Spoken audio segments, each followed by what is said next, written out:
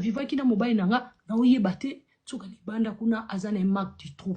aza na assassin, aza na mutu ya mabe. Miss Demise betali solo nanga na la famille de Miss Demise bana basi baza mayele ba tonton benda ba tonton matoi que soki ozovana na mutu alakisi yo bolingo, mutu alakisi yo motema malamu kokomisa ye na niveau oyo te. Nasali 2 fois na raté AVC. Première fois esala ngai mabe.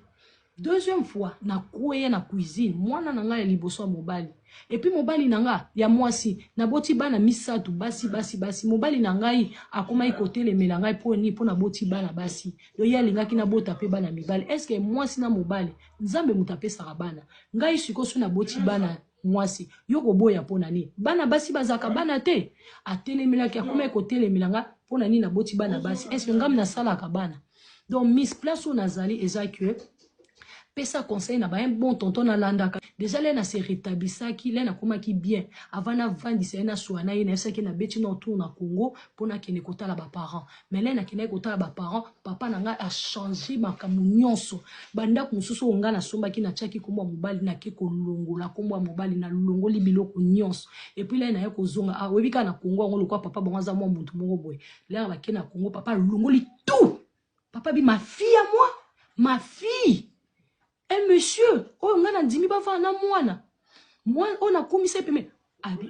longola, ba longoli ba combo tout. Dès que moi ça y est, ici mon bal bien regarde.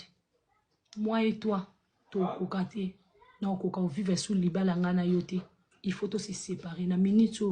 à se séparer, bazo zela, juge a prononcé divorce na bango, alingi na yebi sous-souté.